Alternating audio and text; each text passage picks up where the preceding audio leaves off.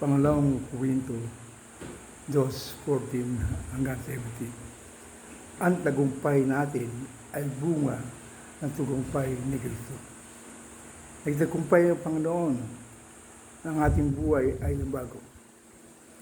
Mula sa kadiliman, ngayon ay nasa lugar na. Mula sa walang pag-asa, ngayon ay puno ng pag-asa. Sabi ng verse 14, ang tagumpay natin kasi kasama niya tayo. Kasama tayo sa tagumpay. Ang ating buhay, mabagong halimuyak. Verse 15, tulad ng mabagong samyo ng intenso, ang aroma of fragrance.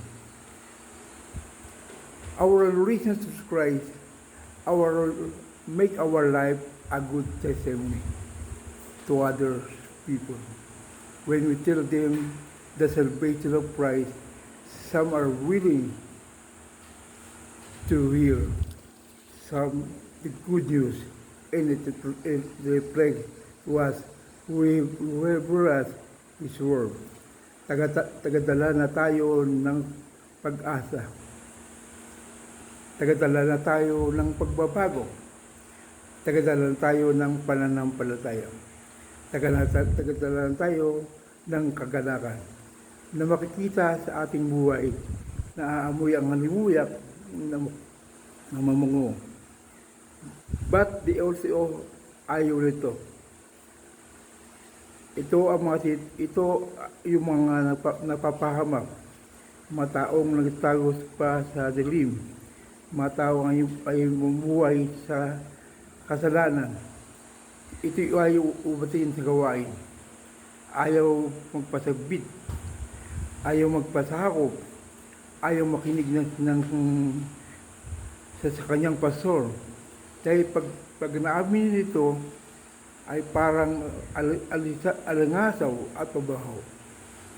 Pati hindi tayo dapat tumigil sa pag-share, sapagkat ang bango na sa atin ay ginagamit ng Diyos para mababago din ang buhay nila.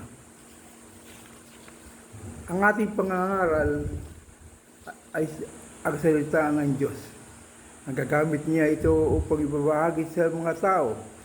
Kapag tinanggap na ito ng walang bayad, ibahagi natin ito ng walang bayad. Ibahagi natin ito ng buong katapatan. Dahil tapat tayo sa Diyos. We are doing this with our commitment, our faithfulness, our testimony. Dahil sugo niya tayo. Dahil lingkod niya tayo. Ang ating paglingkod sa Kanya, we serve God because He first served us. We serve Him, not only He served to us, but we love Him dahil mahal natin ang Diyos. Amen? Because His triumph is our victory. Has also our victory paglingkuran natin ang Diyos. Dahil He gave His life for us, dati ang buhay natin ay walang saysay. Ngayon, isasaysay na natin ang buhay natin na nasa Panginoon. Pray the Lord. Pray po ang Panginoon.